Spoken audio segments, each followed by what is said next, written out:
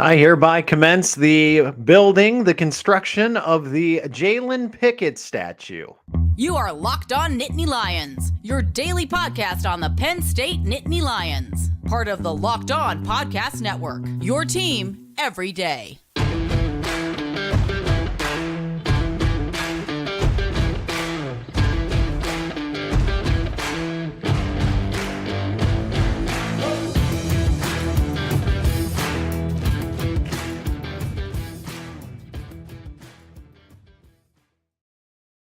And welcome into another live edition of Locked On Nittany Lions. Thanks for making us your first listen and watch every single day. We are free and available wherever you get your podcast. My name is Zach Sako, your host. Joining me once again, my partner in crime, Adam Sheets on the other side, Penn State men's basketball insider for Penn State Com Radio. And Adam, as you can see, I'm a little more pepped up in my emotion here because Penn State's got to win. Penn State beats Illinois 93-81. This is a step in the right direction.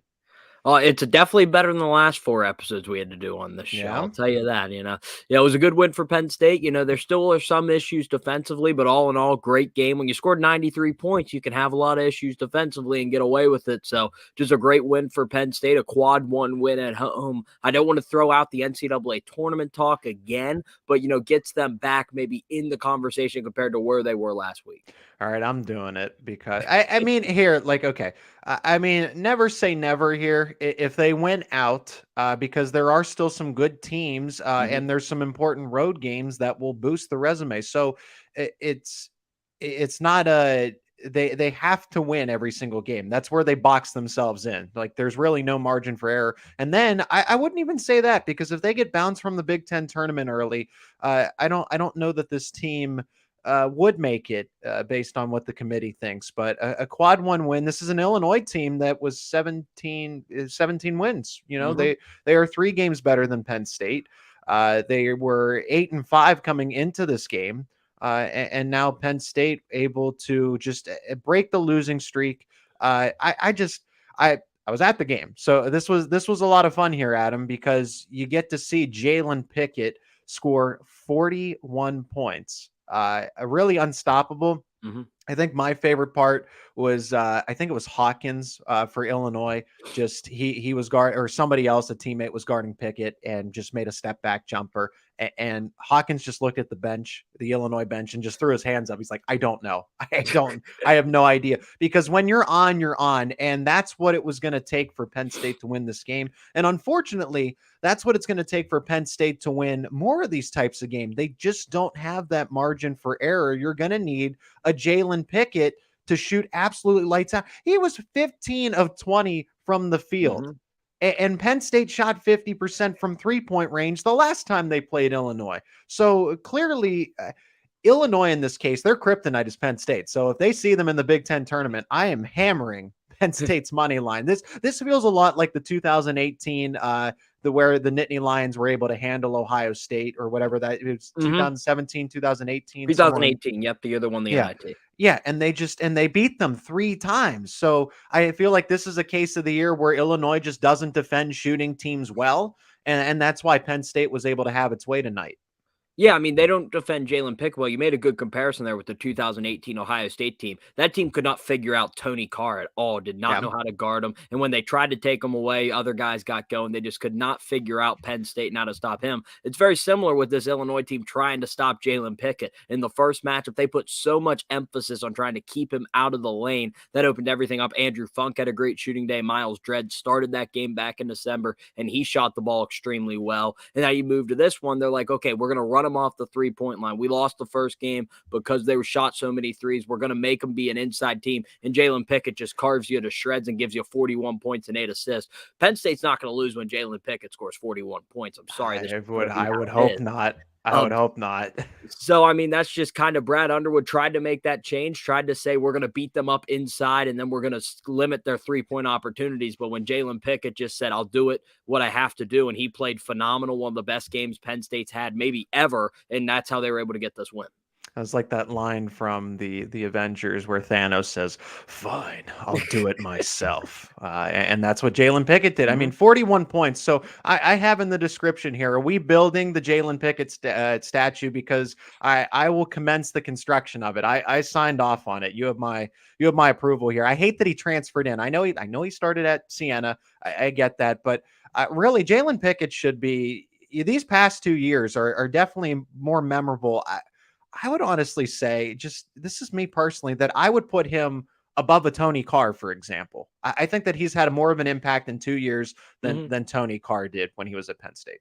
Yeah, I mean, I think, him and Tony are very comparable. He's obviously had the similar success, the individual success. Jalen Pickett's had way more so far in his time at Penn State. He's going to be first team All Big Ten. He's going to be a Wooden Award watch list. He's a finalist for the Bob Cousy Award. So you look at the individual awards, Jalen Pickett's able to mark up. Now, Tony Carr was here only 2 years, freshman and sophomore, so Right. a lot younger. Is super senior with Jalen Pickett. I love the idea of giving him a statue, but if we are, there are a couple guys who need them. Taylor Battle, Lamar Yep. Stevens. They're going to need their statues then if we're giving Jalen Pickett one. But he's been phenomenal. I mean, I've been talking to a lot of people. You don't really feel this around one player at Penn State when you look at the Wooden Award and finalist for the best point guard in the country, and he's playing and he's really putting a stamp on that. He might win that award and be named the best point guard in the country and be an All-American. He's really put it in position to do that. He's been so good. He fell off the 17-7-7 mark, so he matches it up with 41-8. So I guess, he must have felt that this losing streak was a little on him, and he took it personally as a captain and leader of this team to help them get out of it. And he still had time to dish out 8 assists too. So it's not like he was being a ball hog the whole night. His shot was where, like I said, you take 20 shots and you make 15 of them. Yep. You were on, in Illinois. I didn't have an answer. I mean, and Seth Lundy had a good night as well. 15, and you had now you didn't need that fourth part, but Penn State did have it. Again, I'm impressed with Kanye Clary. Stepping up, seeing him have more of a ball handling role. It's not all on Jalen Pickett the entire 40 minutes, even though he keeps playing almost all 40 minutes. And that was something that Penn State wanted to get away from. Micah Shrewsbury wanted to have Pickett around 32, 33 minutes. But as we're seeing, when it's down, this team is not giving up. They are not folding. I've heard that, from people saying like, man, this team just looks lost. They don't look like they're into it. They look like they've given up. And I said, I don't know that Micah Shrewsbury would throw in the towel and say, all right, well, let's look to next season. Again, they need to win every single game left on their schedule, but I don't think this team has given up. And what are your thoughts on Kanye Clary as a freshman getting a more inclusive role on the team this late in the season? I think it's huge because he adds something, and he plays off Jalen Pickett extremely well because he's a really quick guard, gets in the lane, he can create for his teammates. Andrew Funk said this in their media availability yesterday, that Kanye opens up everything for this team with his ability to get in the lane and being able to kick, able to finish. He does so much. He scored 12 points again tonight, played really well since back-to-back games. He's in double figures. He's really starting to hit his stride. When some freshmen hit the freshman wall come February, he is playing much better, really growing up and becoming more of a veteran player on this team, learning from them, meshing well with this team. I just think he fits so well compared to some of the other freshmen where he can throw in, he could sub in for a Cam Winter and really fill that role extremely well. So I think Kanye Clary has played awesome for this team, and he's everything they've needed the last 2 games. Penn State men's basketball insider Adam Sheets joining me on a live edition of Locked On Nittany Lions. I'm Zach Sako. Let's take a break and talk about today's sponsor of the show, and that is Built Bar. Are you looking for a delicious treat, but you don't want all of the fat and calories? Then you got to try a Built Bar. We just got through the holidays not too long ago, and I know my goal is to eat a little healthier this year in 2023. And if you're like me, where you want to eat healthier, but you don't want to compromise all that taste, then man, I've got just the thing for you. You got to try Built. With Built, healthy is actually tasty. Seriously, they're so delicious, you will not think they're good for you. And it's perfect for that New Year's resolution that is still going on. What makes Built Bars so good? Well, for starters, they're covered in 100% real chocolate. That is right, real chocolate. And they come in unbelievably tasty flavors like churro, peanut butter brownie, coconut almond. And I'm not sure how Built does it, but these bars do taste like a candy bar while maintaining amazing macros. And what's even better is they're healthy. Only 130 calories, 4 grams of sugar, a whopping 17 grams of protein.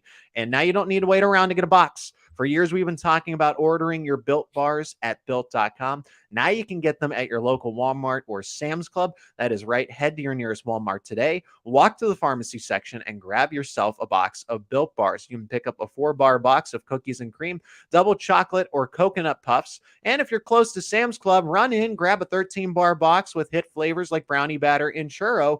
You can thank me later. It is Locked On Nittany Lions. My name is Zach Sako, joined by Adam Sheets, Penn State men's basketball insider, live edition of this show. And thank you for making Locked On Nittany Lions your first listen and watch every single day. Make sure you check out the brand new podcast. That is Locked On College Basketball as we inch closer to March Madness. Everything you need to know about college basketball in one place. Plus, you get to hear from big name experts, insiders, players, and coaches. That is Locked On College Basketball, available on YouTube and wherever you get your podcasts, of course, like this show. Thank you for getting us over 860 on YouTube, getting closer to 900. The goal, of course, the big goal, 1,000. Love to get to 1,000 before football season, but one step at a time, Adam, right? One step at a time here. And a big, I really do appreciate your help when it comes to Penn State men's basketball and football. We're going to talk football in the final segment, Adam, is Penn State, the winter workouts, another the awards list you get to see on social media, coaches nominating their player of the day, the workout warrior. And there's some interesting names that keep popping up, that like some unsung heroes that you really would not expect. But here we are. It's good to see. We're going to discuss that in the final segment here. So, Adam, was there any bad? I think that's where, there's always room for improvement. Now, you did score 93 against Illinois, who is a good team. I think Penn State matches up very well with this team. They beat them twice. They beat them handedly. They just have no response for the backcourt, and they have no response for a team that shoots well. But Penn State, we know where they lack. If you look at the Ken Pom rankings, this is concerning.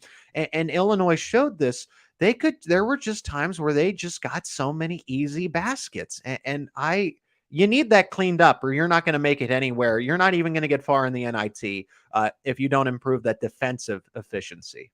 Yeah, I mean, they gave up 81 points, so that's obviously the negative. Coach Shrewsbury's been harping on this for the last couple weeks as the defensive issues. It failed them at Maryland. They played good defense in the first half, but then the second half, Maryland shot over 63% from the field and were able to pull away. It comes back here. Illinois had a great second half. They got off to a little slow start. Penn State was able to make a run, get this to double digits in the first half, just able to maintain that in the second half. That was more of their offense. Gave up 40 points in the first half to Illinois, ended up giving up 81. That's a lot of points. You can't rely on this team in the Big Ten, especially with all these tough games coming up, some on the road, to score 93 points to win these games. This is not a conference where you're going to outscore teams and have a lot of success, especially a team that doesn't really have a big guy, and you're playing in the land of the Giants in the Big Ten with all the big guys they have. So Penn State's definitely going to have to clean up this defense. That's what Coach Shrewsbury wants this team to figure out. That's his calling card. He wanted their identity to be defense. It just has not been that over the last couple games.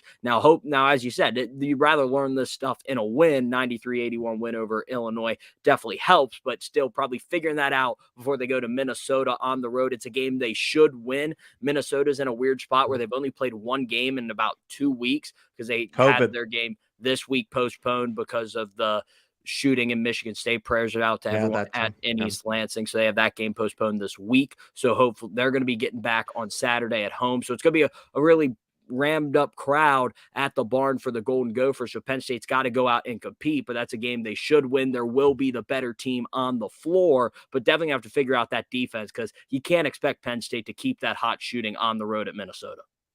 And why I jumped in there with COVID is because Minnesota has been dealing with that as well. They've had now, and I've heard kind of the drawback of this, right, about the Minnesota team, wanting to postpone. They wanted to postpone other games because they said, well, we don't have enough scholarship players available. Well, isn't that what walk-ons for? Isn't that why you have a full roster? I'm going to steal that one from Steve Jones, the voice of Penn State men's basketball. He just calls a fantastic game, but he makes a good point. Minnesota, the circumstances aren't exactly ideal when some of your players get sick, but you can't just continue to push back and procrastinate every single part of your schedule. But I do agree. If you look on ESPN right now, they have Penn State with an 81% chance to beat Minnesota. So I imagine that's probably going to put them, if I'm being honest, if we look at Vegas, Penn State would be a 6-point favorite in this situation. Yeah. And that spread might move depending on who Mhm. Minnesota ultimately has available. Yeah, I mean, and we want to talk about Minnesota not playing. Last year, they were healthy when they played Penn State in the Big Ten tournament, and they only Yeah. played 6 guys, and the guy off the bench played like 2 minutes. They just played their starters the entire game like it was an AAU basketball game in that one. Yeah.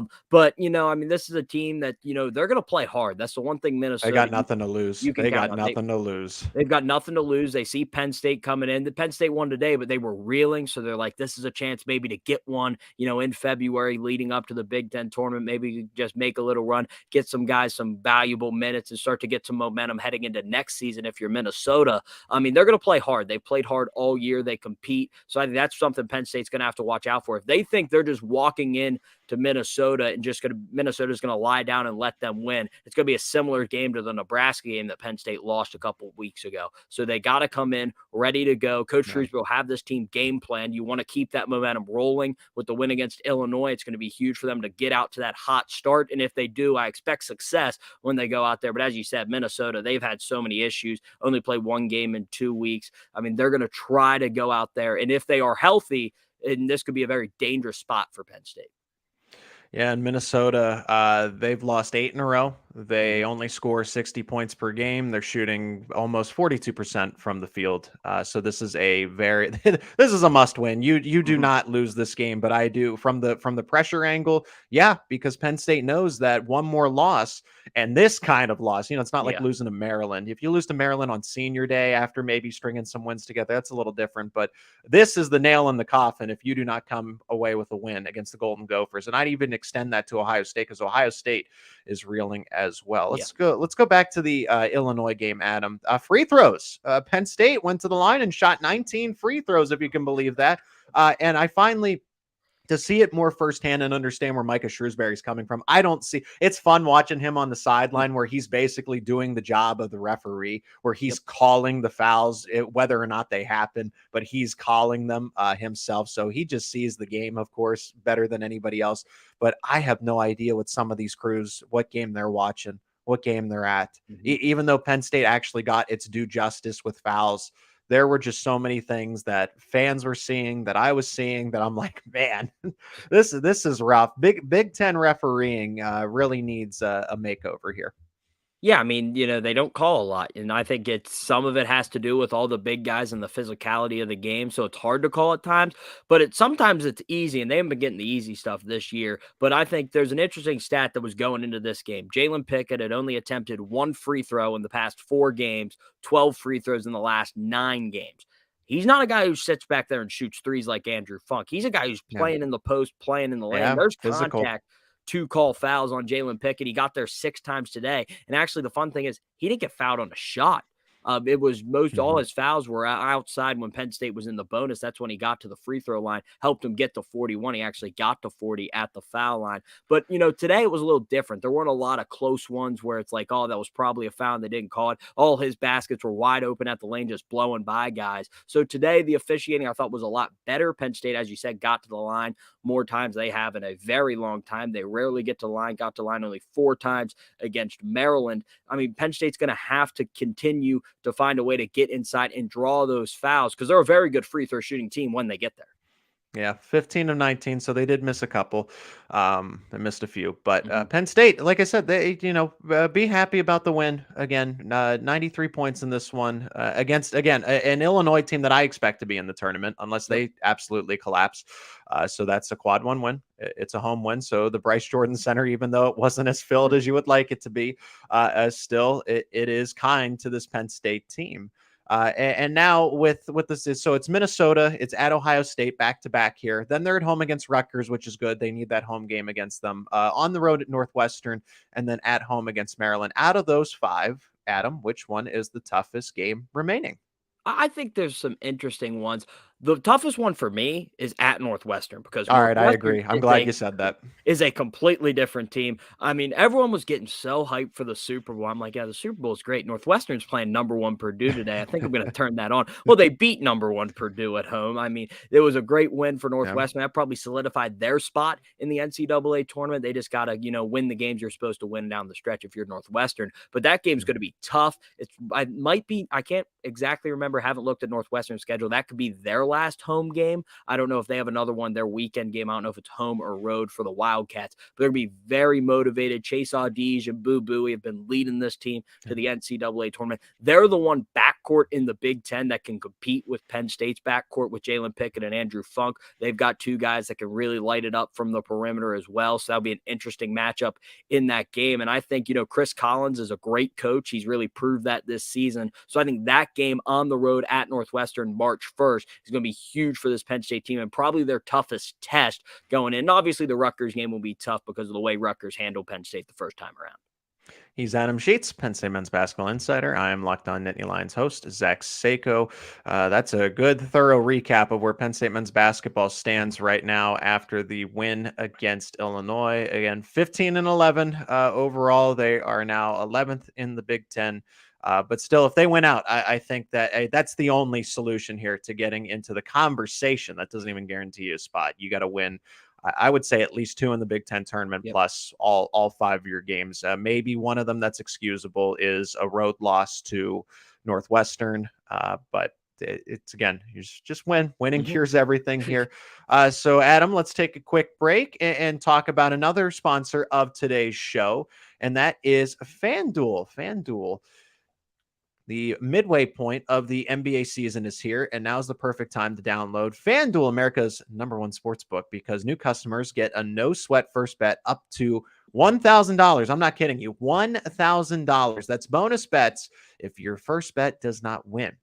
So just download the FanDuel Sportsbook app. It is safe, secure, and super easy to use. Then you can bet on everything from the money line to point scores, threes drained. Pick your favorite NBA bets, and that's the core markets.